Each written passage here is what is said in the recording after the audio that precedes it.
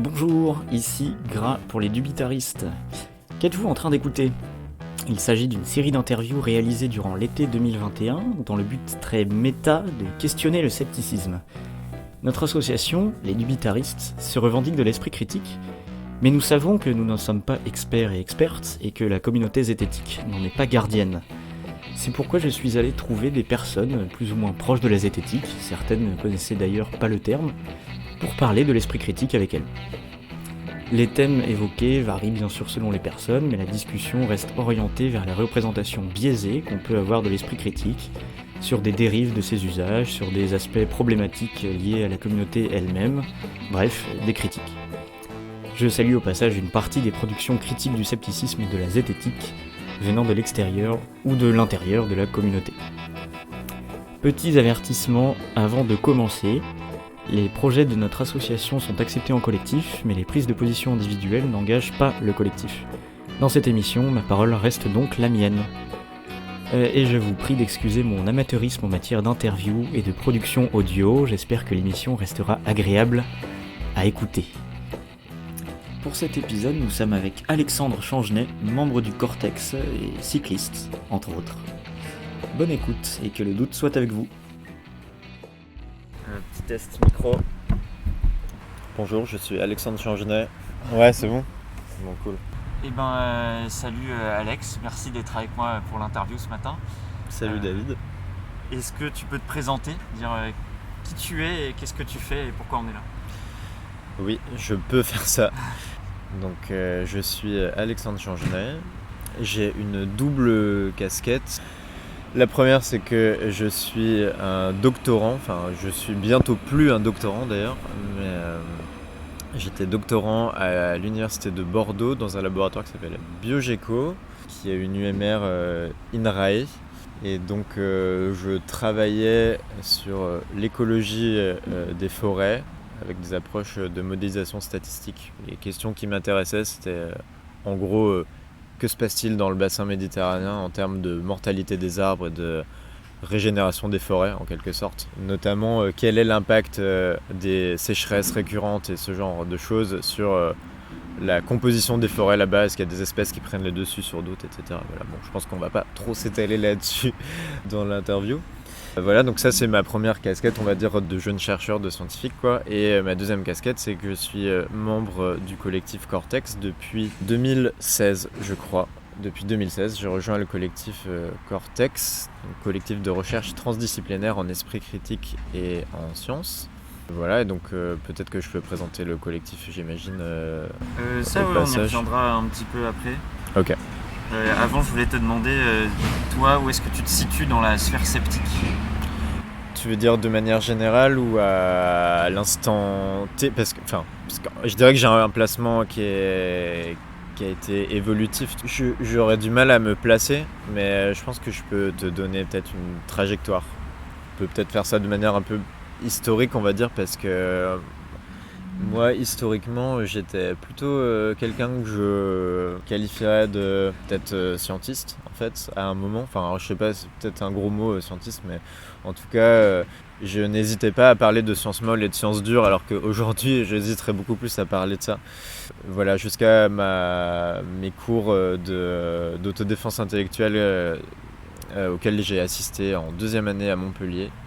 Cours de Guillemette Reviron, donc une ancienne membre du collectif Cortex, qui m'ont un peu alors, ouvert les yeux, je sais pas si j'avais besoin d'ouvrir les yeux ou quoi, mais en tout cas qui m'ont apporté énormément, qui ont complètement changé ma vie et ma vision des choses et ma vision des sciences et ma vision du scepticisme. En fait, je pense qu'à cette époque, j'étais un sceptique, on va dire extrémiste, si je peux dire ça comme ça, et sans vraiment le savoir et sans pouvoir me situer.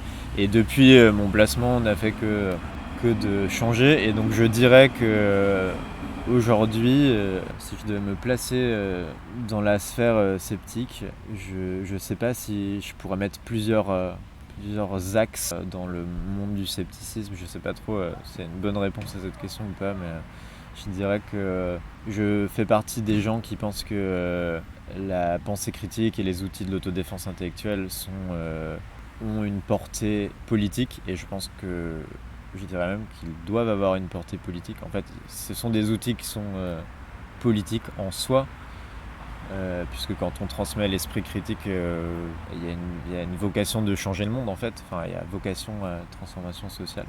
Donc je pense que je me placerai dans cette partie-là de la sphère sceptique, parce que je pense qu'on peut dire qu'il y a des gens qui pensent pas ça dans la sphère sceptique. Alors je sais pas ce que c'est d'ailleurs la sphère sceptique, mais j'imagine que c'est tous les gens qui gravitent autour de l'esprit critique, que ce soit enseignants, vulgarisateurs de l'esprit critique, on va dire tous les collectifs qui peuvent exister, j'imagine que c'est ça, et peut-être les cercles militants aussi, je sais pas si on peut les inclure là-dedans. Mais voilà, mon premier positionnement, on va dire, si je devais me placer, ce serait ça. Je pense que je fais partie des gens qui pensent qu'il y a une portée politique à ce qu'on fait. Voilà, et donc je sais pas si je pourrais ajouter d'autres dimensions. Si, on va dire un positionnement sur le plan des sujets traités. Moi, de par mon expertise de recherche, on va dire, les sujets qui m'intéressent, en fait il y en a plein qui m'intéressent, mais les sujets sur lesquels, on va dire, j'ai une expertise sceptique en quelque sorte, ça va plus être des sujets liés aux sciences biologiques, mais plutôt, en fait, je m'étais un peu axé plus sur l'agronomie, ce genre de questions, et tous les aspects statistiques, on va dire. Même si en fait j'aimerais me former sur tout un tas de sujets, notamment des sujets plus liés aux sciences politiques, etc., sur lesquels j'ai peu d'expertise. Donc voilà, sur le plan des sujets, je me situerai là. Sur le plan de pourquoi on fait de la pensée critique, un peu, voilà, j'ai un peu décrit mon placement. Je sais pas si je peux ajouter quelque chose d'autre, je vois rien ajouter pour l'instant. Est-ce que, en plus de ton placement dans la sphère sceptique, tu as une opinion sur la sphère sceptique, quelle que soit la manière dont on la définit, parce que comme tu l'as dit, c'est dur à définir. Est-ce que j'ai une opinion ? Qu'est-ce que tu entends par est-ce que j'ai une opinion ? Est-ce que je trouve qu'elle est trop comme ça ou trop comme ci, Ouais. ou je pense qu'elle devrait être plus comme ça, ou Ouais, qu'elle là, devrait c'est être vraiment, plus comme ça ? Alors, tout ce que je vais pouvoir dire, enfin, je parle pas au nom du cortex, parce que je pense qu'on aura tous des avis un peu différents. Donc ce que je dis n'engage quand même que moi, enfin pour l'immense majorité, je pense. Et donc, qu'est-ce que je pense de la sphère sceptique ? Je pense que, voilà, en écho à la première question et à mon positionnement à moi, on va dire, regrette qu'il n'y ait pas plus de gens dans la sphère sceptique qui partagent mon positionnement sur le fait que les outils de l'autodéfense intellectuelle sont, on va dire, des objets politiques, je pense. Alors, je n'ai pas l'impression que ce soit un avis majoritairement partagé dans la sphère sceptique, et peut-être que je me trompe, mais si je me trompe, je trouve que ce n'est pas assez mis en avant.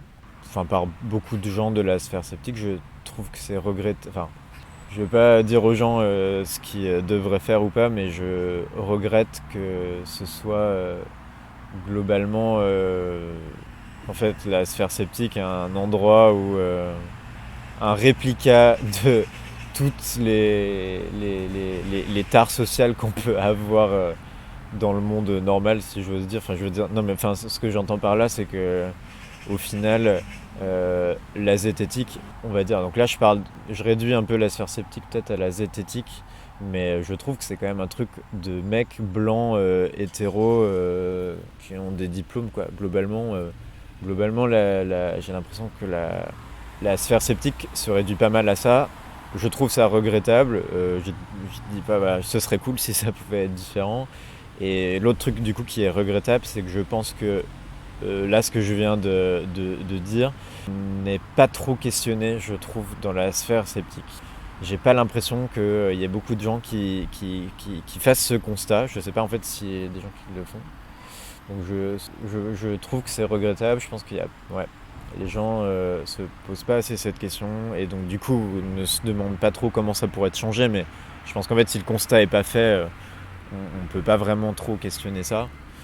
Et de manière un peu parallèle, je pense, donc pareil par rapport en fait, pour revenir sur la première question et sur les sujets traités, je pense qu'il y a un peu la même chose sur les sujets qui sont traités dans la sphère sceptique.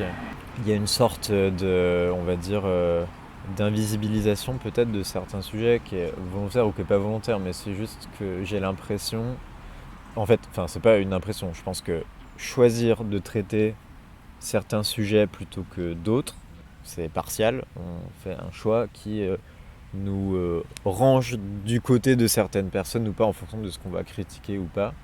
Et je déplore qu'il y ait pas certains, enfin qu'il y ait plein de sujets, notamment en sciences sociales, etc. Donc ce que je disais avec le fait que par exemple la zététique, pourquoi c'est un truc de mecs blancs hétéros éduqués, bah, par exemple, pourquoi les gens ne se saisissent pas de ces enjeux-là, pourquoi on se saisit plus souvent du paranormal et de ce genre de trucs, ou pourquoi on se saisit plus souvent des OGM ou ce genre de questionnement. Et voilà, et avec tout ce que ça peut avoir comme retombée derrière, à savoir, en fait, quand on s'intéresse aux OGM, en fait, automatiquement, ça nous place sur un échiquier politique, en fait, qu'on le veuille ou pas, faire le choix de critiquer les discours anti-OGM par exemple, ou les discours anti-nucléaires, ou que sais-je encore, ça nous place du côté d'autres gens. Enfin, en fait, en gros, on fait un peu leur jeu, quoi. Donc, je déplore que. Enfin, je sais pas si en fait les gens dans la sphère sceptique se posent ces questions de base, mais j'ai l'impression qu'elles sont pas assez posées. Parce que je pense que si elles étaient plus posées, on n'aurait pas le même décor à la fin. Mais bon, une fois de plus, je dis ça parce que nous, on essaye, enfin en tout cas moi j'essaye de me poser ces questions-là. Et du coup j'ai mon avis sur la question et je sais de quel côté de l'échiquier j'ai envie de me placer régulièrement. Et voilà, et en fait je sais pas, je suis pas dans la tête des autres, donc peut-être qu'en fait ils se posent ces questionnements et ils n'ont pas de problème à se retrouver d'un côté ou de l'autre de l'échiquier. Mais moi mon sentiment perso c'est quand même que c'est pas assez posé. En fait, j'ai quand même l'impression que c'est pas une question qui est. J'ai l'impression qu'il y a plein de gens qui se posent pas cette question en fait, qui n'ont pas vraiment conscience de ce truc de choisir de traiter des sujets plutôt que d'autres nous met dans une position vis-à-vis du public, voilà, puis nous place en fait politiquement en fait quelque part. Je pense. Voilà. Bah, tout à fait d'accord avec ce constat. En plus, je précise que là, on est deux mecs blancs, cis hétéros valides autour du micro. Alors, par rapport à tout ce que tu as dit, bon, là, ça va peut-être être plus spéculatif, mais est-ce que tu as des hypothèses de pourquoi on est quasiment tous des mecs cis blancs hétéros valides? Pourquoi c'est tout le temps les mêmes sujets qui sont repris? Donc, tu en as évoqué, nucléaire, OGM, tout ça. Pourquoi on évite le politique, on évite de se poser des questions, et est-ce que tu aurais des pistes de comment faire pour changer tout ça, ou au moins qu'on se pose la question? C'est un vaste sujet. Ouais, carrément. Ouais. Bing, 4 questions en une. Alors attends, je vais essayer de les faire une par une. Donc pourquoi on est tous les mêmes? Hypothèse, pourquoi on est tous les mêmes? Donc effectivement, putain, c'est très spéculatif et j'ai jamais trop réfléchi à ces questions. Pourquoi on est tous les mêmes? Parce que je dirais que en étant de ce profil-là, donc des mecs blancs, hétéros, valides. Ouais, bon, de toute façon, on est dans le spéculatif, donc je peux bien faire une hypothèse aussi fausse soit-elle. Qu'on n'a jamais été confronté à, je pense, à des discriminations, en fait, quelles qu'elles soient. On n'a jamais été, en fait, des gens opprimés, de par notre statut social et notre position. Et qu'on n'est pas de fait, ça nous exclut de plein de luttes, mais enfin pas parce qu'on peut pas y prendre part, mais parce que je pense qu'il n'y a pas eu cet intérêt, parce qu'on peut se permettre de ne pas avoir à choisir d'autres combats, quoi. Je veux dire, on peut je pense qu'en fait, on a le privilège de pouvoir faire de la zététique et de choisir un peu les sujets qu'on veut, parce qu'on est des mecs blancs, etc. Et en fait, on n'a pas à se soucier d'autres trucs, en fait, je dirais, peut-être. Peut-être qu'on n'a pas à se soucier de tous les mecs qui peuvent te siffler dans la rue.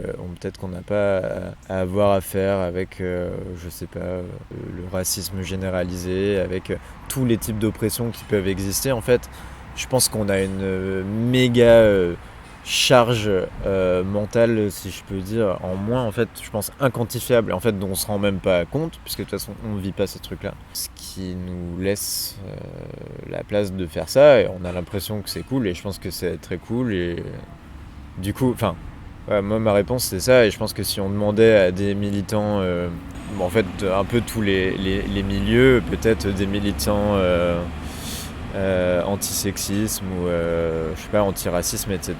Peut-être que si on leur posait la question inverse, est-ce que on leur demandait vous pourquoi vous faites pas de la zététique, bah, peut-être qu'eux ils diraient bah les gars on n'a pas le temps, on n'a pas que ça à foutre quoi. Je pense qu'on a d'autres chats à fouetter et je pense que la réponse c'est peut-être ça, c'est que nous on n'a pas d'autres chats à fouetter en fait. Enfin on pourrait en avoir mais c'est pas urgent parce qu'on n'est pas exposé. Peut-être que c'est une des pistes. En fait, c'est un peu la seule que je vois, mais donc il y a ça et bon et je pense que l'autre, mais qui est un peu lié. Je pense que une des raisons pour laquelle les gens font de l'esprit critique de manière générale, alors pas trop la partie enseignement. Je parle plus de faire des contenus et de traiter certains sujets, etc. Je pense qu'il y a une partie, on va dire, jouissive, ou en tout cas, enfin jouissive peut-être pas, mais il y a une part de plaisir à avoir plus raison que plus tort, qui est gratifiante. Enfin voilà, enfin, c'est pareil pour tout le monde, je pense. De manière générale, les gens aiment bien avoir raison, quoi. Mais donc du coup, le lien avec la première partie de ce que j'ai décrit, c'est que oui, on peut se permettre, de par notre statut, de se focaliser sur ça. De se permettre sur se faire plaisir en quelque sorte, parce qu'il n'y a pas trop d'autres trucs qui empêchent ça en amont, quoi. Il y a pas d'autres combats avant à mener, quoi. Donc je pense que c'est ça. Et par contre, question sous-jacente que je pose ouvertement, comment on pourrait tester ça ? Comment on pourrait mettre à l'épreuve mon hypothèse là ? Bon, déjà, il faudrait la formaliser parce que j'ai fait une hypothèse qui a duré 5 minutes à peu près. Mais ce serait intéressant, ce serait en fait assez marrant de regarder. D'où l'utilité d'avoir des sociologues qui s'intéressent à la communauté sceptique. Ouais, peut-être. Là, je peux renvoyer à la dernière émission de Scepticisme Scientifique. Ils interviewaient Paul Colin. Ah bon, ils interviewaient Paul Colin ? Oui. Ah, trop marrant. Est-ce que là, ce que tu viens de décrire, c'est un lien avec le fait que c'est tout le temps les mêmes sujets qui tournent en boucle ? Bah, ouais, en fait, j'allais dire de base non, mais du coup, je pense qu'il y a un petit lien qui m'a l'air obvious, c'est que au final, oui, vu que c'est des trucs qui sont un peu invisibilisés pour nous, donc nous, hommes blancs hétéros valides, je pense que ouais, on va pas vers des sujets. Peut-être que c'est des sujets qui nous paraissent moins importants, moins marrants, et que voilà, on voit pas l'importance. Je pense que ouais, il y a une invisibilisation du statut que peuvent avoir ces grandes questions de féminisme, d'égalité sociale, tout ça. Je pense qu'il y a plein de gens qui pratiquent le scepticisme, on va dire, qui le font avant tout, je pense, par plaisir, pour ressentir du plaisir, comme je disais, et en fait, peut-être que du coup, ils n'ont pas envie de s'emmerder avec.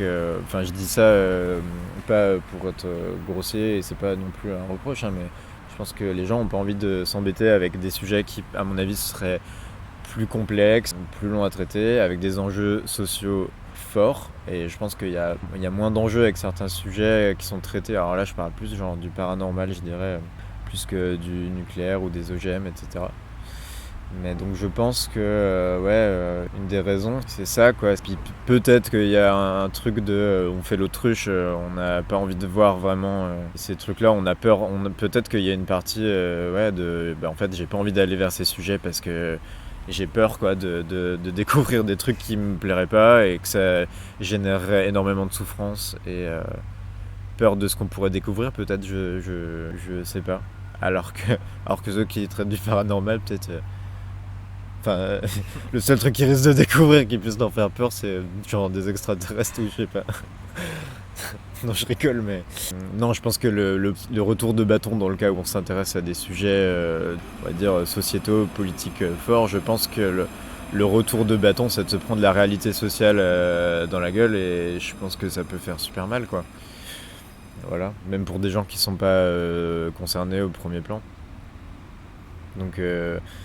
Ouais, pourquoi c'est ces sujets-là qui reviennent ? Franchement, dur à dire, j'imagine. Alors, il faudrait demander à effectivement des sociologues et peut-être même des historiens qui pourraient regarder les mouvements sceptiques, etc. au cours du temps, mais une des hypothèses, ce serait peut-être qu'il y a une filiation historique aussi dans les sujets, peut-être que, parce que j'ai l'impression que c'est quand même un peu des sujets, donc là je repars sur le paranormal, mais qui sont historiquement très liés à la pensée critique et à la zététique. Et donc je pense qu'il y a un poids historique qui ne doit pas être négligeable dans les travaux qu'on voit aujourd'hui. Je pense qu'il doit y avoir une histoire de filiation historique comme ça. Ça me surprendrait pas, quoi. Que, voilà, vu que ça a été un truc historiquement fait en majorité, des sujets traités majoritairement, peut-être, voilà, ça me semblerait normal que à la suite, l'héritage de ça, c'est qu'il y a beaucoup de gens qui s'intéressent plus à ces sujets qu'à d'autres, quoi. Donc il y a ça, et après donc les autres questions c'était pourquoi on évite les sujets politiques, mais c'est un peu lié à ce que tu viens de dire. Ouais, je pense que j'ai un peu répondu.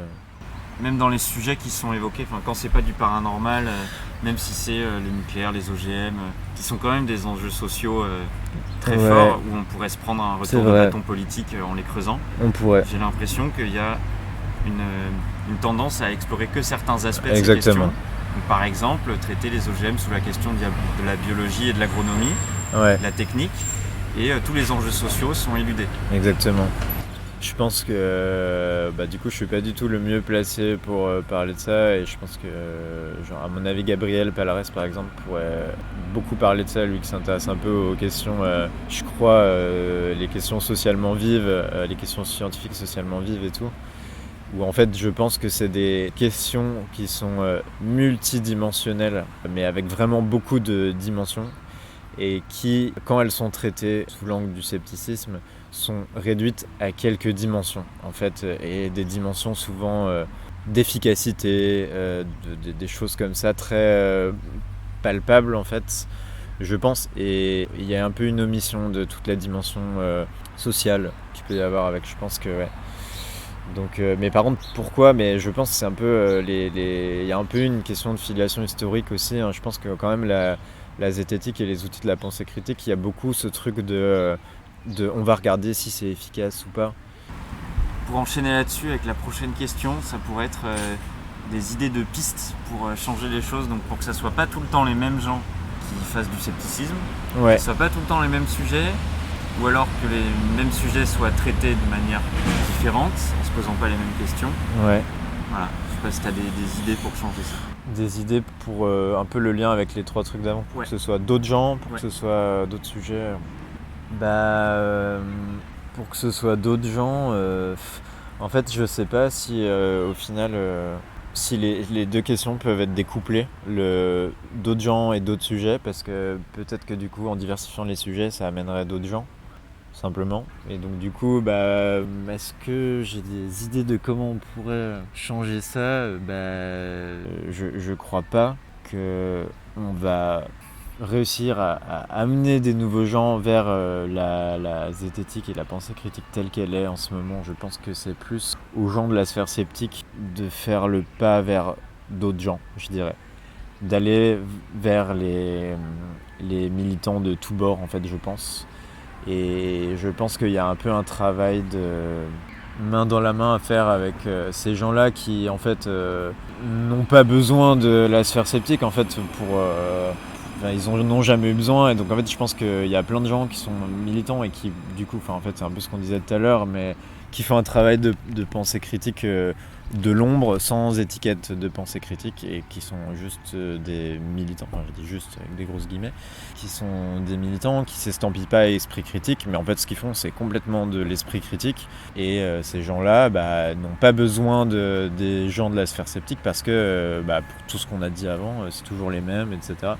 Donc ils n'ont pas besoin de venir voir ces gens-là, et je pense que si on veut changer les choses, je pense qu'un bon début ce serait que les personnes de la sphère sceptique aillent d'elles-mêmes vers d'autres sujets et interagissent plus avec des militants, etc. Mais comme je le disais, pour toutes les raisons évoquées, je pense que c'est compliqué, et parce qu'on n'est pas, de manière générale, pas trop concerné par tous les systèmes de domination là, dont on a parlé. On se retrouve toujours du côté des dominants, donc prise de conscience difficile, je pense, et difficile de faire le pas du coup, et d'aller se retrouver dans d'autres cercles plus activistes, etc., où je pense qu'au final, les gens qui font de la pensée critique, de manière générale, on est un peu dans une petite bulle confortable. Il y a un petit côté un télo où en fait on se mouille pas trop. On se mouille pas trop dans le sens. Je pense que faire de la zététique et de la pensée critique, il y a un côté, on met pas trop les mains dans le cambouis, quoi. On s'attaque pas vraiment au mal comme peuvent le faire plein de militants de plein de cercles. Et donc je pense que il faudrait mettre les mains dans le cambouis, peut-être. Ce serait peut-être ça la solution. Donc je pense pas qu'on va faire venir des nouveaux gens vers la zététique et la pensée critique. J'utilise un peu les termes de manière interchangeable depuis tout à l'heure. Mais donc en fait je parle de la sphère sceptique de manière générale. Le mouvement doit plutôt venir de l'intérieur et aller vers l'extérieur, en fait. Ça devrait plutôt se faire comme ça. Après, peut-être que je peux me tromper, mais j'ai un peu du mal à visualiser un truc qui se passerait dans l'autre sens, en fait. Disons que je ne vois aucune raison pour que des militants, par exemple, donc du coup des gens... Alors, les militants, pour moi, de tous bords, qui font du coup de l'esprit critique sans vraiment le dire, peut-être des fois sans le savoir ou quoi, c'est à ces gens-là que je pense, donc qui font de l'esprit critique déjà sur d'autres sujets, en fait. Je vois pas pourquoi ils viendraient vers la sphère sceptique actuelle, vu tout ce qu'on a dit avant, quoi. Une réponse très longue pour dire 4 fois la même chose, mais je crois que la conclusion c'est un peu ça. Je dirais que ça doit venir de l'intérieur. Si on vient à un sujet où là tu as plus d'expérience de terrain, je suppose, des formations à l'esprit critique, il se trouve que toi tu as donné des formations ou des cours à l'esprit critique. C'était dans quel cadre et à qui ? Alors, il y a eu plusieurs couches, on va dire. Mes débuts au Cortex, j'ai fait plusieurs interventions. J'intervenais avec des lycéens essentiellement. Je l'ai fait un peu les dernières années, là, les 3-4 dernières années. Je suis un peu intervenu dans un CFA là, à la Teste, et aussi dans un collège à Pessac. Donc en milieu, on va dire, scolaire. Récemment, j'ai fait que ça comme public, donc plutôt des jeunes publics, lycéens, collégiens. Ça a été un public important pendant un moment, mais là, le gros de mon taf de formation récemment, c'était avec les profs. Ça durait 4 ans ou 3 ans. On a fait une formation donc avec les gens de la main à la pâte, et une action qui était menée initialement par le rectorat de Bordeaux. On travaillait avec les profs, en fait. Les profs, essentiellement, c'était des profs de sciences. Donc biologie, physique, maths, et il y avait les profs documentaristes aussi. Et donc c'était une formation de 2 jours qui s'appelait Comment enseigner l'esprit critique. Donc du coup mon public, c'était un public de profs de collège et de lycée. Donc j'ai fait pas mal ça récemment, et en parallèle j'ai eu pendant 2 ans ou 3 ans l'opportunité de faire un peu des enseignements, de faire même des contenus entiers sur les thématiques de l'esprit critique avec des étudiants à la fac niveau Master 1 et Master 2. Même si j'essayais de diluer un peu de l'esprit critique dans mes cours de stat en L3 aussi, j'en mettais toujours, mais c'était plus des petites billes par-ci par-là, des trucs du type corrélation, causalité. Surtout c'était très approprié dans les cours de stats quand on fait les tests de corrélation et les trucs comme ça. Donc je me privais pas d'essayer de diluer un peu de contenu d'esprit critique là-dedans. Voilà, donc les gros publics récemment, ça a été ça. Ça a été les profs et les étudiants de fac. Voilà. Et quel retour tu as eu là-dessus ? Comment tu sais comment ces notions sont appropriées, comment elles sont réutilisées. Parce que moi je me pose tout le temps cette question, un peu quel que soit l'enseignement, mais quand on bosse avec des groupes qu'on ne revoit pas forcément sur le long terme, à quoi ça sert et qu'est-ce que ça devient?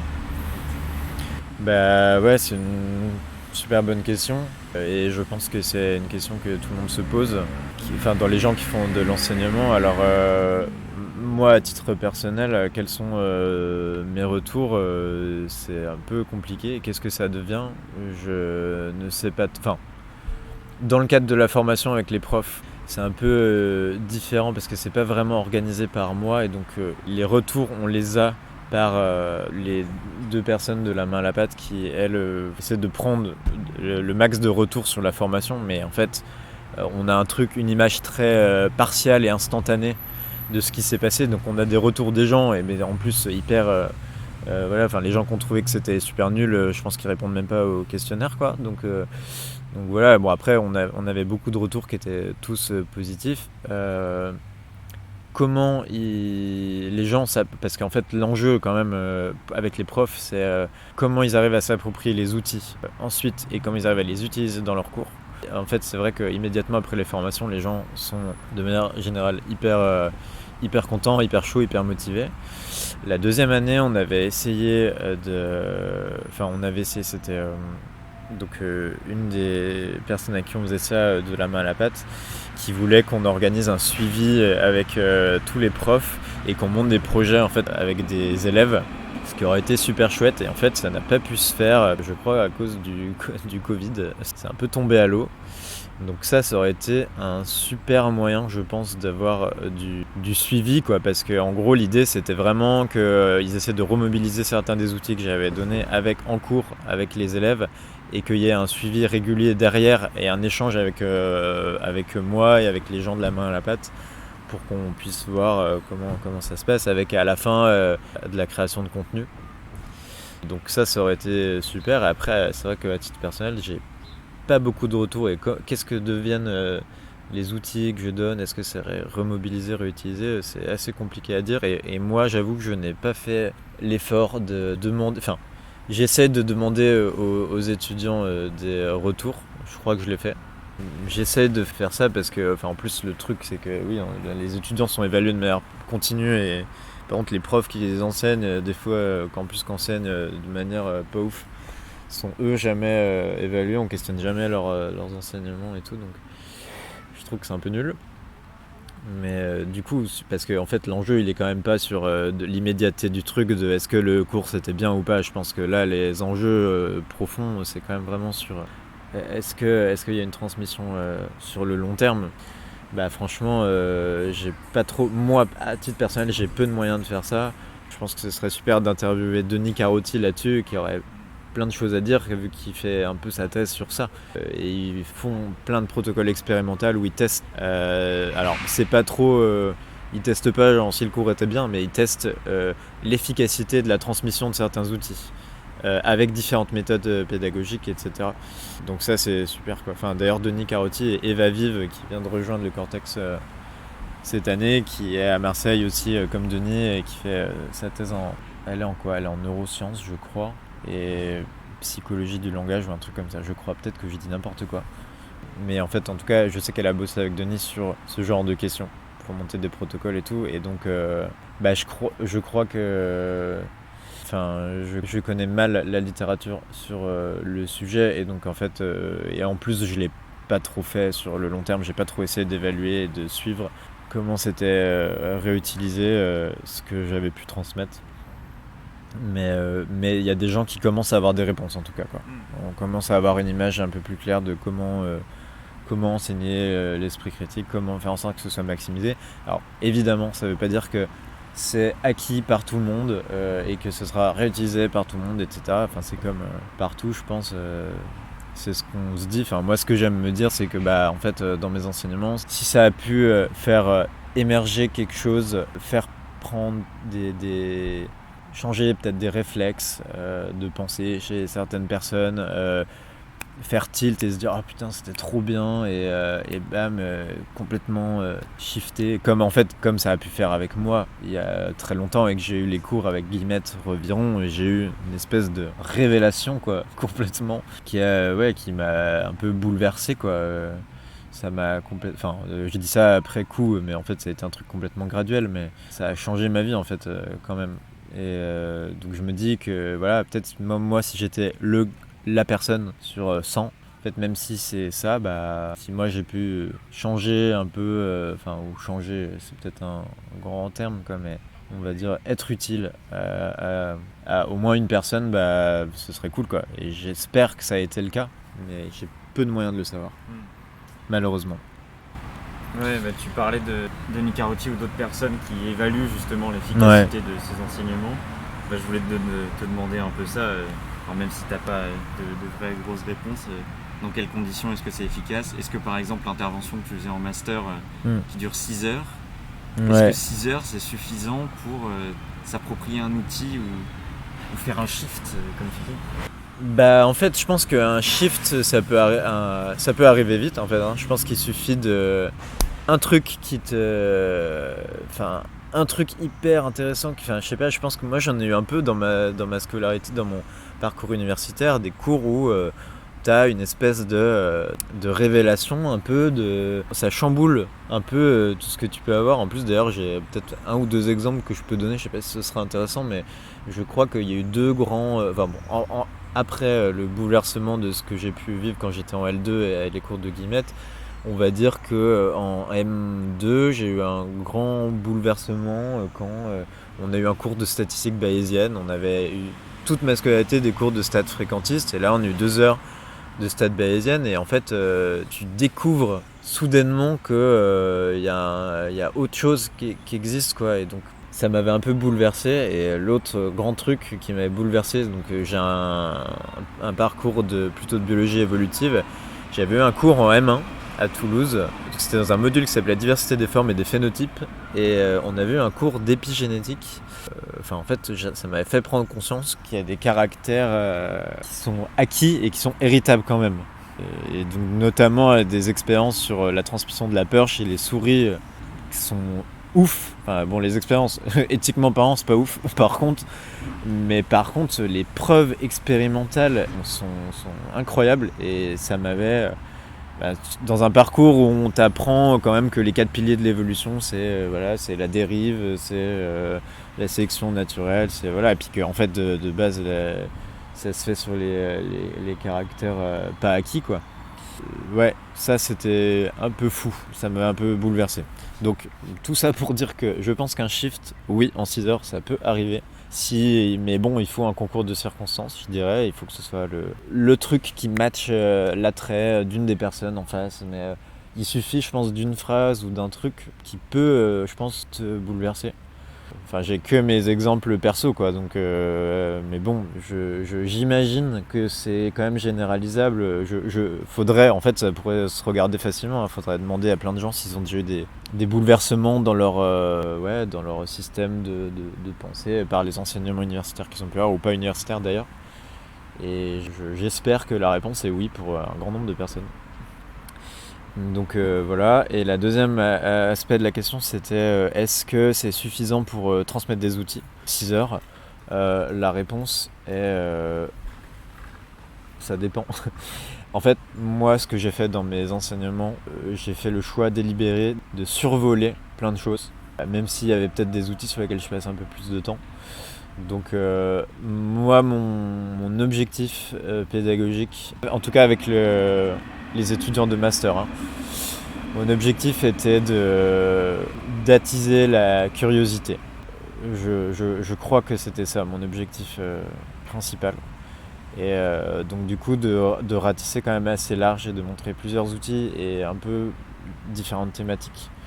Donc il n'y avait pas une vocation vraiment de transmission d'outils à proprement parler, et je pense que sinon par contre en 6 heures, je pense que faire une séquence pédagogique en moins de 6 heures sur la transmission d'un outil un peu ciblé, je pense que oui ça se fait, et à mon avis il doit même y avoir de la littérature là-dessus, et je pense qu'il y a même il doit y avoir des séquences pédagogiques sur le site du Cortex qui ont dû être réévalués ensuite par Denis sur la transmission de certains outils où je pense qu'en moins de 6 heures, ça se fait, ça s'enseigne et ça se remobilise sur d'autres sujets.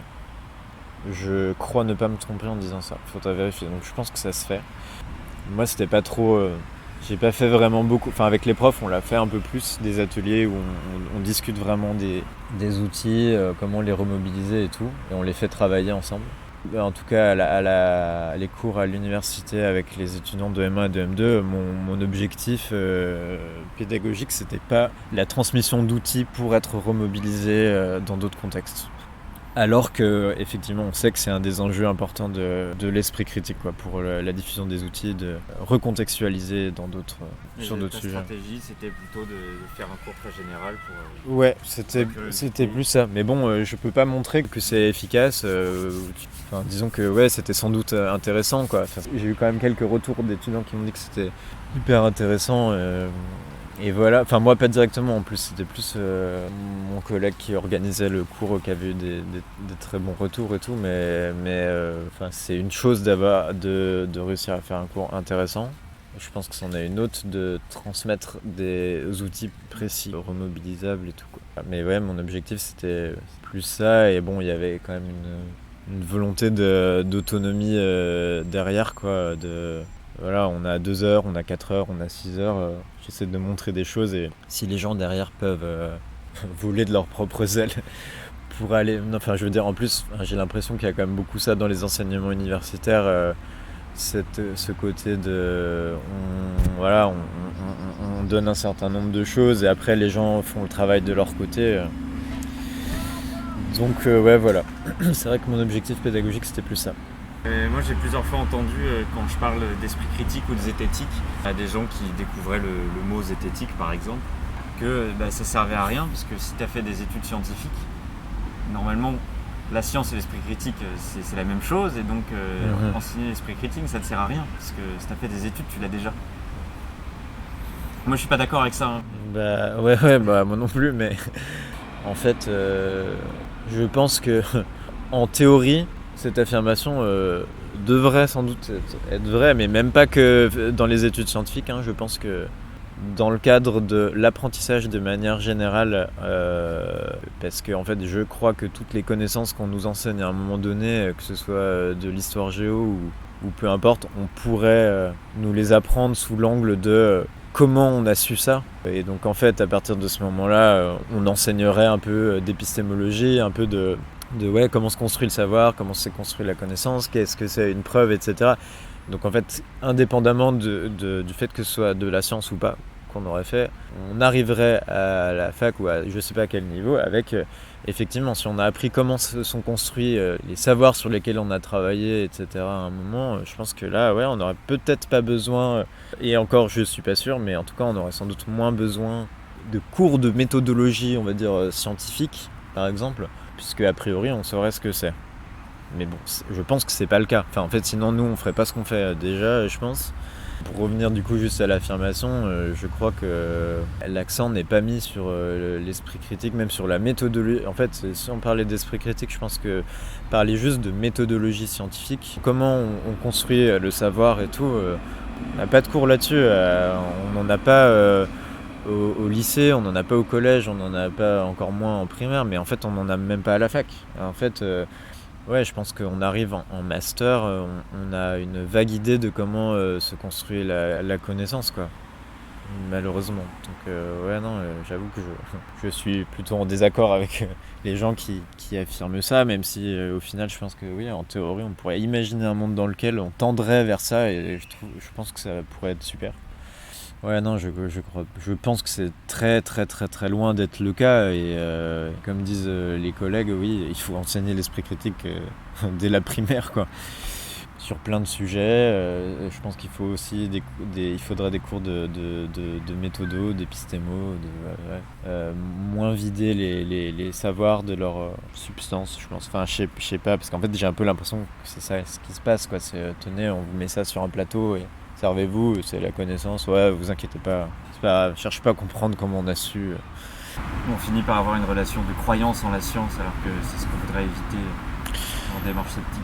Ouais, peut-être. Je sais pas si c'est un rapport de croyance qu'on a, mais je pense qu'en tout cas, on n'a pas un bon... on a un rapport qui... Ouais, peut-être de croyance ou d'opinion. Je pense que ça doit... Peut-être que tu as raison, peut-être que ça contribue à faire en sorte que les savoirs qu'on peut nous enseigner au collège ou quoi ne peuvent passer que pour des opinions parmi d'autres au final. Peut-être que ça peut contribuer... à ça, ouais. Enfin, en tout cas, ouais, je pense qu'on a un rapport. Du coup, le rapport au savoir est pas. Enfin, je trouve qu'on perd toute la puissance du truc, quoi. Enfin, je pense que c'est ça la beauté de la méthode scientifique utilisée pour acquérir n'importe quel savoir, que ce soit de l'histoire géo ou que ce soit n'importe quelle discipline. Je trouve que la beauté du truc, c'est vraiment ouais, comment on a su, quelle méthode on a déployée pour en savoir plus à tel moment donné, et comment on a pu conclure ça, et comment on a pu croiser peut-être même différentes disciplines pour corroborer le truc. Et en plus c'est réfutable derrière. Non mais c'est-à-dire qu'on n'est pas à l'abri que voilà, qu'il y ait des nouveaux éléments qui viennent se rajouter, qu'on en sache plus, qu'on déconstruise le truc. Enfin, je veux dire, c'est ça, je pense, un des problèmes aussi qui me manque à ne pas avoir la méthode, c'est qu'on a l'impression que c'est un truc figé. Les savoirs qu'on nous propose. Et je pense que ça, c'est un gros problème. Parce que je pense que la puissance du truc, c'est que ça ne l'est pas, quoi. C'est pas figé, c'est vraiment un truc en construction, dynamique, autocorrectif. Enfin, je veux dire, on loupe tout un tas d'avantages énormes de la méthode scientifique et de la construction du savoir. Ouais. Je crois on se prive d'un truc que je trouve ouais, vraiment fou, quoi. C'est marrant parce que j'ai l'impression que le même problème se retrouve dans les outils qu'on utilise en zététique, des outils qui viennent de psychologie sociale. Ces outils ils sont vulgarisés et j'ai l'impression qu'ils tombent aussi un peu du ciel comme étant des connaissances figées à avoir dans cette discipline floue qu'est la zététique. Peut-être un peu moins que dans d'autres disciplines parce que du coup on est peut-être plus conscient que les savoirs ont été construits et qu'il faut les historiciser, tout ça, mais j'ai un peu cette impression-là quand même. T'aurais un exemple d'outils en particulier Je sais pas, par exemple les expériences de Milgram, on en parle souvent. Ouais, c'est vrai. En fait, c'est beaucoup plus complexe que ce qu'on peut l'entendre en résumé dans des fois des vidéos qui durent 10 minutes. Il y a beaucoup à creuser là-dessus. C'est une expérience qui est vieille, elle a été répliquée pas mal de fois, mais on parle très peu de ses réplications. Ouais. Et des nouvelles conclusions. Sans succès en plus, non d'ailleurs? Il me semble, ouais, c'est pour ça. Ouais. Il y en a pas mal des exemples comme ça, je crois.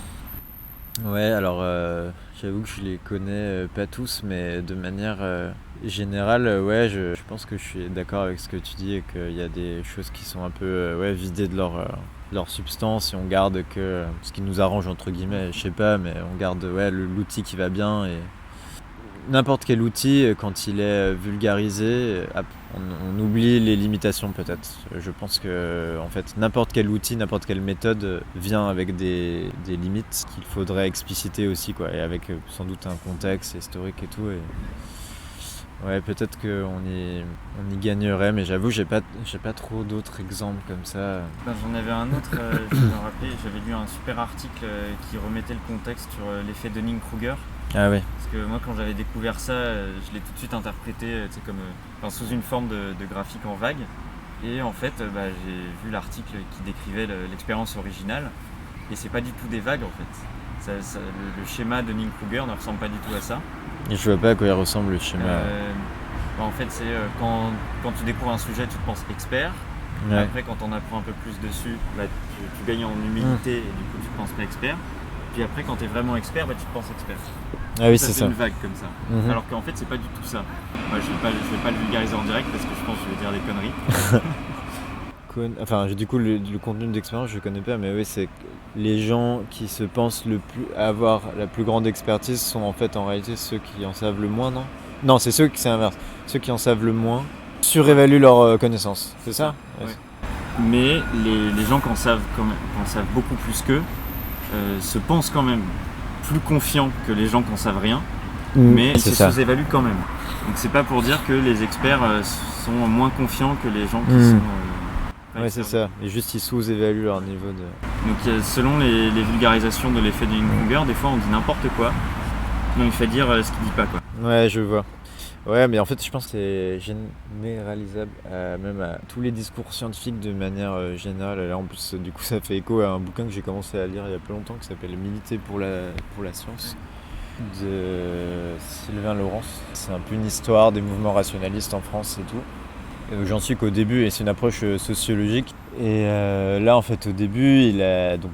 Après, ce que j'ai cru comprendre, il théorise un peu ce genre de choses en disant qu'en fait, un argument scientifique ou un discours scientifique qui se retrouve dans le débat public ou dans le discours politique, il est en fait déjà vidé de sa substance parce que il est plus dans le cadre de la production du savoir, il est plus soumis au même, au contrôle par les pairs, au contre-argument par la sphère scientifique. Donc en fait, il est vidé, il est mis dans le débat politique, donc même sans être des fois modifié, quoi. Hein. Des fois, bon, c'est juste repris, modifié, mal interprété et tout, mais même des fois quand il est juste posé tel quel et qu'il est bien, en fait, il s'expose pas aux mêmes critiques et donc du coup il n'a pas la même validité. Je sais pas si validité c'est pas vraiment ça qu'il dit, mais il peut plus facilement être galvaudé, mal compris, etc. Et après il donne des exemples d'arguments qui étaient des arguments scientifiques un peu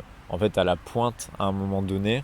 J'ai plus les exemples en tête, mais qui étaient quand même assez controversés dans la sphère scientifique, qui se sont retrouvés dans la sphère publique ensuite, surévalué un peu, quoi, en mode c'est l'argument principal sur le sujet, et il n'y avait aucune opposition en face, alors que dans le cadre du débat scientifique c'était un argument qui était très controversé, etc.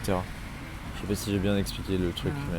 donc du coup ça me fait penser à tous les outils dont tu parles et tu dis, et quand moi je disais tout à l'heure que les choses étaient un peu vidées de leur substance, je pense que c'est un peu le cas partout, tout le temps, quand on se retrouve avec des choses issues de la méthode scientifique et issues des savoirs collectifs et tout.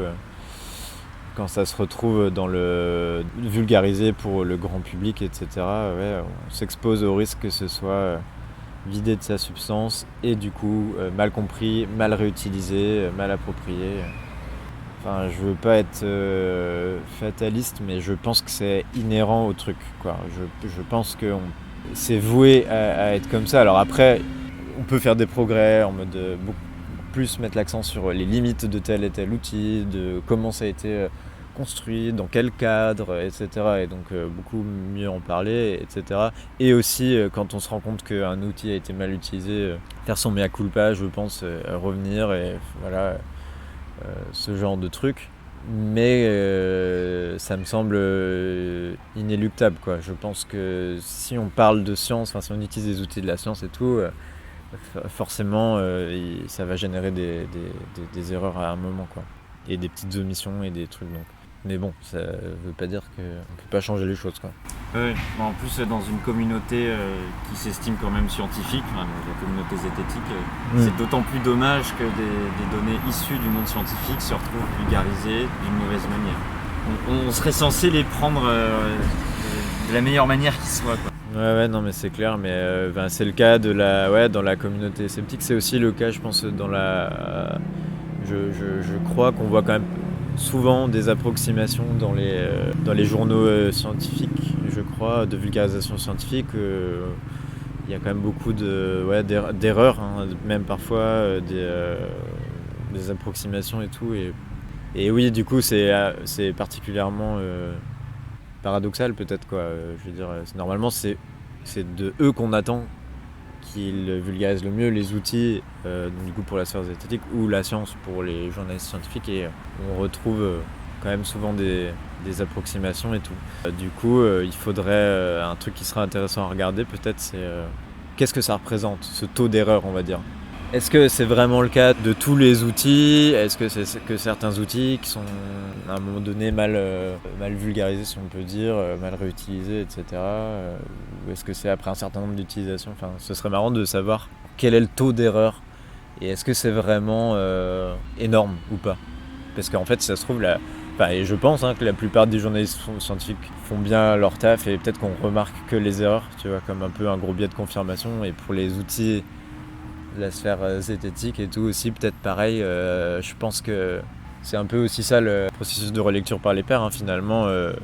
C'est juste que ça me semble des fois c'est un peu plus... en fait, c'est quand même très violent des fois quand tu te prends des remarques des reviewers, mais dans la sphère, on va dire, sceptique ou journaliste et tout, je pense que des fois, ça peut faire mal, quoi, hein, de se rendre compte qu'on a fait une erreur et que les gens nous fassent prendre conscience qu'on a fait des erreurs et tout. Ouais, par rapport à ce que tu viens de dire, dans la thèse de Richard Monvoisin, il parle du dévoiement de la science dans les journaux scientifiques, enfin les journaux de vulgarisation scientifique comme Science et Vie et tout ça, que eux organisent sous prétexte qu'il y aurait une demande sociale pour une science fun, pour une science mise en scène. Et que du coup ça serait une prophétie autoréalisatrice parce qu'ils disent ça alors qu'ils n'en savent rien. Du coup ils mettent la science en scène de façon plus ou moins bancale, plus ou moins solide. Et du coup, les gens pensent que c'est ça la science, et du coup c'est ça qu'ils demandent, et du coup les journaux répondent à cette demande. Okay. Voilà. Est-ce qu'on a le phénomène analogue dans la communauté sceptique de vouloir vulgariser des outils complexes pour l'esprit critique et finalement les dévoyer, quoi. Finalement les dévoyer et attends, c'est quoi la suite de la boucle? Parce que dans ce que tu dis sur la vulgarisation, on a les gens qui demandent, parce que il y a aussi ça, il y a l'aspect, est-ce que c'est ce que les gens demandent? Est-ce que les gens demandent des outils aussi un peu? Est-ce qu'ils demandent des outils? Est-ce qu'ils demandent des outils faciles à s'approprier? Ou alors est-ce qu'ils demandent vraiment le fond du fond scientifique? Ouais. C'est une très bonne question. Je sais pas si j'ai la réponse. En fait, je pense que ce qui est analogue, c'est qu'on ne doit pas savoir grand-chose de la demande. Je pense que dans le cas des lecteurs de journaux scientifiques, il faudrait regarder si les gens demandent de la science fun ou pas. Et dans le cas de la vulgarisation d'outils, on va dire synthétiques et sceptiques, je ne sais pas ce que les gens attendent. J'avoue que j'aurais même du mal à... Est-ce que... c'est vrai que nous, on vend notre truc en disant que... ce qu'on va donner aux gens, c'est des outils facilement appropriables et facilement réutilisables. Donc, bon, ça veut pas dire qu'on fait l'hypothèse que c'est ce que les gens veulent, mais en tout cas, c'est ce qu'on leur donne, quoi. Et puis, d'un autre côté, si on disait, on va vous donner des outils hyper difficiles à appréhender et vous pourrez jamais les réutiliser, faites-en bon usage. Ce serait un peu bizarre. Donc, mais bon, qu'est-ce que veulent vraiment les gens? Pas la même chose en fonction des gens. Mais bon, je pense qu'on y gagnerait à faire de la qualité de manière générale. Donc, comme je disais avant, je pense que quand on vulgarise des outils, je pense que essayer de faire attention le plus possible au contexte dans lequel ça a été produit, le contexte dans lequel ça a été utilisé, les limites de cet outil. Je pense que tout le monde y gagnerait parce que en fait, quand on vulgarise un outil, qu'on le vulgarise mal et qu'on s'adresse à plein de gens, le risque premier, je pense, c'est qu'il y ait plein de gens qui réutilisent mal l'outil, quoi. Donc c'est un peu c'est risqué. Donc est-ce que je pense qu'il y a un dévoiement des outils? Je sais pas trop. Je pense qu'il y a plus un focus sur certains outils, je dirais.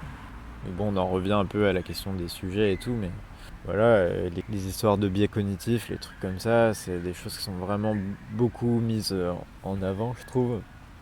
Je sais pas si je parlerais de dévoiement vraiment, mais en tout cas, je crois qu'il y a des choses qui sont parfois pas très bien vulgarisées et que l'impact, alors une fois de plus, comment on mesure l'impact, surtout quand on est... déjà, c'est dur en classe de mesurer l'impact que peut avoir un outil ou un autre, etc.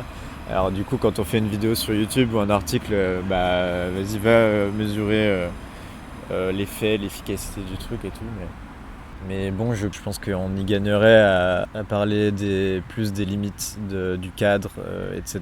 Forcément, en fait, on y gagne, je pense qu'on y gagne toujours à parler de ça. Mais bon, d'ailleurs, si je peux faire un parallèle, c'est un avis perso, mais moi, quand j'écris des articles scientifiques, donc je mets toujours une partie limite à la fin. Et souvent mes co-auteurs, et notamment ma boss, récemment avait tendance à me dire que c'était un peu trop long. Mais bon, c'est juste qu'il y avait plein de limites, quoi. Il y avait plein de limites aux méthodes qu'on utilisait, tout ça. Et le processus de publication tel qu'il est aujourd'hui fait que, en vérité, on peut pas vraiment trop mettre en avant les faiblesses d'un article. Il vaut mieux mettre en avant c'est plutôt ses forces, quoi. Et donc du coup, je trouve que je pense que ça contribue un peu à un appauvrissement je sais pas si c'est un appauvrissement de la connaissance, mais j'avoue que j'ai tendance à penser qu'en connaissant les limites de chaque outil et les limites de chaque connaissance produite, etc., le contexte dans lequel ça a été produit, en fait, ça lui donne beaucoup plus de robustesse parce que tu sais exactement dans quel cas tu peux le réutiliser ou pas, avec quelles limites, etc. Pour moi, c'est essentiel de mettre en avant ce genre de choses. Donc que ce soit dans un cadre, dans les journaux scientifiques, je pense qu'ils n'ont pas vraiment le temps de parler, non, ils n'ont pas du tout le temps de parler des limites des productions des connaissances. Nous, dans notre taf de chercheurs, c'est évacué gentiment. Mais je pense que par contre, dans des tafs de vulgarisation, on peut se permettre de le faire. Et donc, je pense qu'on gagnera à le faire. Petite interruption, car je dois changer les piles de mon micro. Pendant ce temps, je propose à Alexandre de continuer sur le sujet du dévoiement de l'esprit critique en parlant de l'article « La grande braderie de l'autodéfense intellectuelle » publié par le collectif Cortex en 2017, que vous retrouverez en description. En fait, je crois que ce qui est abordé dans ce texte, c'est un peu ce dont on a parlé un peu au long de l'interview, non ? Globalement, il y a quand même... Ouais, alors les thématiques principales de la grande braderie de l'autodéfense intellectuelle, c'était formulé comme ça, qu'il y avait une armée de zététiciens prétendument apolitiques qui étaient nouvellement formés par la vulgarisation de la zététique sur les réseaux sociaux. Que les zététiciens ne faisaient pas gaffe à qui ils invitaient dans leurs médias et qu'ils ne faisaient pas gaffe non plus aux invitations qu'ils acceptaient. Par exemple, aller diluer l'esprit critique sur des plateaux télé ou inviter des gens de droite sous prétexte de foutre de la zététique partout. Et que du coup, il y avait un problème de vulgarisation parce que si on saupoudre de la zététique partout, finalement, à quoi ça sert ? Est-ce que c'est vraiment efficace ? Et est-ce qu'on n'est pas en train de former des gens qui utiliseront mal les outils ? Ouais, donc alors moi j'ai pas participé à la rédaction de ce texte parce que c'est au moment où j'ai rejoint le Cortex en fait. Mais je me souviens, en fait ça a été publié, oui, en fait j'étais en train de faire mon stage de M2 et je commençais à travailler avec le Cortex. Du coup là il y a plusieurs, ça recoupe plein de choses dont on a parlé, l'aspect de saupoudrer un peu partout d'esprit critique et au final on n'apprend pas grand chose. Je pense que ça rejoint un peu les questions de qu'est-ce qu'on fait dans les formations et comment on fait pour enseigner des outils. Et je crois que effectivement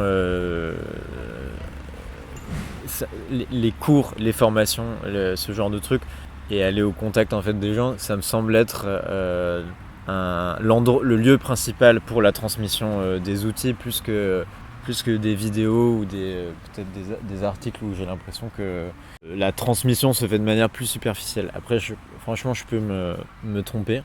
Mais donc, voilà, ça c'est le premier point. Après, c'est vrai que j'ai eu un moment cette impression qu'il y avait... en fait, il y a eu un moment de toute façon où clairement il y a eu un engouement pour la zététique et l'autodéfense intellectuelle. Et donc effectivement ça a été un peu à la mode et donc je sais pas ce qui s'est passé dans la tête des vulgarisateurs et des gens qui ont fait un peu tout ça, mais effectivement je pense qu'il y a eu un emballement de fou quoi, et donc peut-être que les gens ont été pris un peu dans l'engrenage à en faire un peu partout tout le temps. Voilà, sans trop se poser de questions, parce qu'en fait oui, peut-être que les gens partaient du principe que c'est trop bien de pouvoir faire de la pensée critique et donc on y va tout le temps. Et sur l'aspect un peu média, qui on invite, qui on reçoit, tout ça, il y a 2 ou 3 choses que je voudrais dire. Nous par exemple à l'asso, ça fait longtemps qu'il n'y a pas eu trop d'intervention médiatique.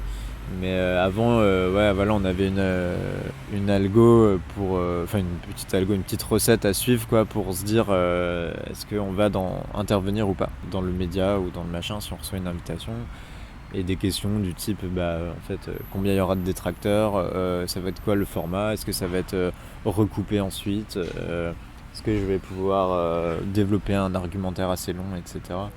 Parce qu'il y a certains médias, notamment la télévision, qui sont peu propices à développer des argumentaires, surtout si c'est des argumentaires pour des positions pas dominantes, je pense. Enfin, c'est pas que je pense, c'est qu'on le sait, quoi. C'est pas propice, tu te fais couper la parole toutes les 5 minutes. Tu te retrouves avec 5 personnes qui sont pas d'accord avec toi et le public acquis à leur cause. Pas sûr que ce soit un super cadre, quoi, de débat, d'idées. Donc oui, c'est vrai que nous, on se pose la question de voilà, est-ce que quel coût ça a et quel bénéfice on va apporter. Mais l'autre côté de ce truc-là, c'est une fois encore, c'est comment on mesure le bénéfice d'une intervention. En fait, c'est vrai qu'il y a plusieurs aspects avec ça et j'avoue que intimement, j'ai l'impression que c'est pas top d'aller dans n'importe quel média à tout bout de champ et juste sous prétexte de pouvoir diffuser de l'esprit critique. Donc un argument que je trouvais assez pertinent par rapport à ça, c'était de dire que en fait, s'il y a des médias qui sont bien d'accord pour te laisser parler d'esprit critique, c'est qu'a priori tu leur fais pas de défaut, quoi, tu leur tapes pas trop dessus d'un côté. Quand tu vas dans des médias clairement pas de ton bord politique ou qui défendent des valeurs très conservatrices, etc. par exemple, et que voilà, ils te donnent une pastille mensuelle par exemple, c'est qu'a priori ouais, tu leur tapes pas trop dessus et que tu leur rapportes même sans doute des lecteurs, tout ça. Enfin ça, et en plus ils peuvent sans doute ils peuvent tirer une certaine légitimité de ton intervention chez eux, quoi, d'avoir bien voulu venir. Donc, mais un peu de la même manière que, au final, ce qui peut se passer avec les thématiques d'OGM ou de quoi que ce soit, hein, ça te positionne sur l'échiquier politique et des gens après peuvent se servir de ce que tu as dit pour légitimer ce qu'ils font ou pas. Donc dans le cadre des débats OGM, anti-OGM, etc., certains discours de certains zététiciens peuvent être réutilisés par des grosses boîtes industrielles. Voilà, enfin peu importe ce qui est dit, c'est que voilà, ça, par moment ça les place de leur côté et ça apporte une légitimité scientifique, etc. Certaines personnes de certains discours. Dans le cas des interventions médiatiques, je pense que c'est un peu pareil ce qui se joue, quoi, au final, hein. C'est potentiellement on donne du crédit à ce média en y allant et eux ils vont se servir de notre aura pour se donner une légitimité. Voilà, ça je trouve que c'est un bon argument pour se dire de ne pas aller quelque part ou pas, mais l'argument, je crois, qui a été opposé plusieurs fois sur ces questions-là, et du coup je pense que c'est impossible de répondre, c'est que c'est le côté, ok, bah alors du coup on se pose la question de est-ce qu'on y va ou pas, mais si je n'y vais pas, qui y va à ma place ? Et que si c'est pas moi par exemple, Alexandre Changenet, je suis invité à parler dans je sais pas quel sur Sud Radio par exemple, admettons, pour parler de je sais pas quel sujet, a priori c'est pas trop un média dans lequel j'aurais envie d'aller. Si moi j'y vais pas, qui on va mettre à la place et qu'est-ce qu'il pourrait dire de pire ou de moins bien, quoi. Enfin, donc du coup c'est un peu ça l'argument, je crois, qui nous avait été rétorqué à l'époque, c'était de dire oui mais en fait si nous on n'y va pas, on n'accepte pas d'aller dans ce média, est-ce que c'est mieux que la politique de la chaise vide, quoi, et de dire bah en fait non, je n'y vais pas, mais en fait tu peux te retrouver avec quelqu'un de pire qui en fait va passer des arguments qui seront peut-être bien pires que ceux que tu aurais pu défendre. Et voilà, mais bon, le fond du problème au final, c'est que donc, on peut pas trancher entre ces deux positions. Enfin, je pense qu'on peut pas vraiment trancher parce qu'on n'a pas les moyens de savoir, quoi. On n'a pas les moyens de quantifier. Quantifier l'impact d'une intervention médiatique, c'est à mon avis extrêmement compliqué. Alors, après, on peut avoir peut-être les audiences et tout, donc voilà, mais on sait pas comment ça va être reçu. Et puis même, je suis en train de penser à ça là, mais je sais que les débats télévisés entre candidats au présidentiel, a priori, du coup je mets des grosses guillemets parce que j'avais pas trop de chiffres, mais il me semble qu'il y avait des études qui montraient que mettre en scène des débats politiques et tout ne faisait, même s'il y avait des grosses audiences, faisait a priori pas trop changer les gens d'opinion. Donc bon, je sais pas ce qu'on peut vraiment tirer de cette information dans le cadre d'interventions médiatiques de trucs zététiques, mais je suis pas sûr que ce soit, en fait, ça se trouve un très bon moyen de passer des contenus d'esprit critique. Puis je pense qu'on ne peut pas vraiment mesurer l'efficacité du truc. Donc, mais bon, je pense que il faut se poser la question, quoi. Faut avoir conscience que je pense que c'est ça le truc, quoi. C'est toujours une question de limite au final. Je pense qu'il faut se dire que en fait, en m'exposant dans tel média, je vais leur donner du crédit. Ils vont pouvoir dire que j'aurais donné de la légitimité, etc. Et essayer tant bien que mal de quantifier les impacts que ça pourrait avoir, puis décider si on intervient ou pas.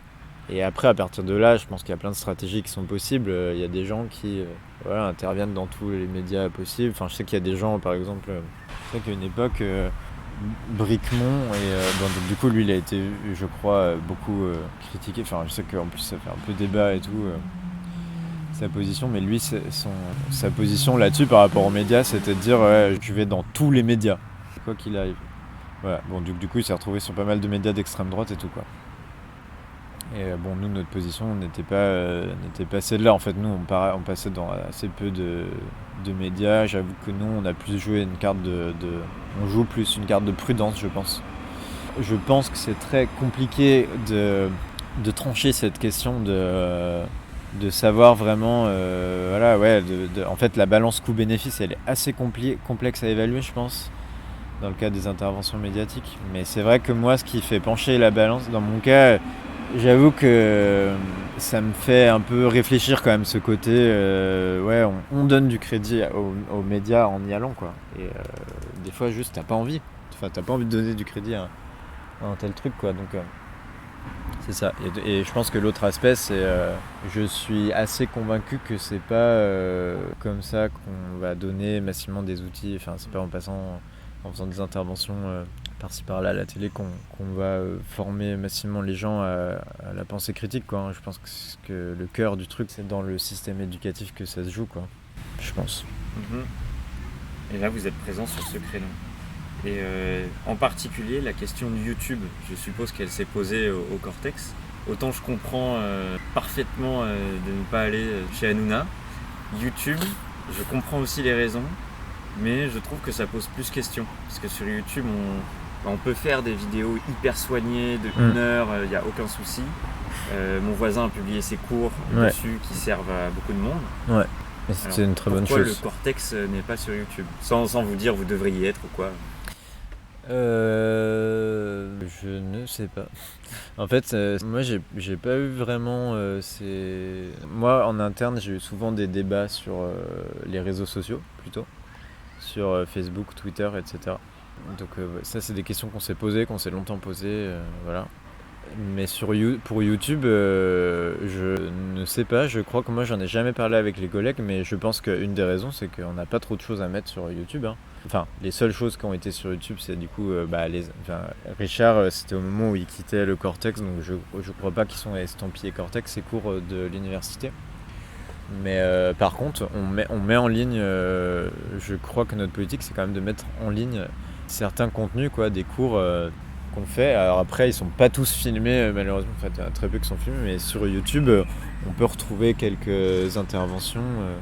Je crois qu'on doit pouvoir trouver une intervention de Albin Guillot, par exemple, qui parle du RIC. On doit pouvoir trouver peut-être une intervention de Gladys sur la sophrologie caïcédienne, je crois. On doit pouvoir trouver quelques trucs par-ci, par-là. Mais c'est vrai que c'est pas automatique qu'on filme nos interventions et tout, mais donc je ne sais pas trop. Et après, on fait aussi une autre... Enfin, je sais pas si c'est vraiment une raison, mais nos cours, par exemple, il y a Jérémy et Denis donc, qui ont fait des cours à Nîmes. Là, cette année, ils ont une UE à l'université à Nîmes. Et je crois qu'il y a certains de leurs cours qui ont été filmés. Et donc, je crois que ça n'a pas été mis effectivement sur YouTube, mais on les donne à la demande. Et en fait, Jérémy, il me semble qu'il a mis 2 de ses cours qui avaient été un peu retouchés et tout. Ils sont sur la plateforme Skepticon, je crois. Donc pourquoi pas être YouTube ? J'avoue que je crois vraiment pas en avoir jamais discuté avec les collègues. Mais je pense qu'une des raisons aussi, hein, c'est quand même que c'est pas vraiment notre créneau, quoi. Enfin, en fait, quand il s'agit de filmer des cours et tout, je crois qu'on est assez OP pour, quand il y a des interventions filmées, de les mettre, hein, de les diffuser très clairement. Mais c'est vrai que vu que notre corps d'intervention, ouais, c'est plus aller dans les lycées, aller dans faire des formations, des trucs comme ça. Je pense que nos contenus se prêtent moins. Enfin, je veux dire, sur le site, on partage des séquences pédagogiques, voilà, on fait de la formation et tout. Donc, YouTube n'est pas un média, un moyen de communiquer privilégié pour nous, quoi. Ouais, je vois. Pour finir, est-ce que tu as un message super important à passer ou des recommandations de lecture ou ce que tu veux? Ce que je veux, des recommandations de lecture. Récemment, j'étais en train de rédiger ma thèse, donc au niveau lecture, j'ai pas lu des masses de trucs intéressants. Par contre, j'ai écouté un podcast.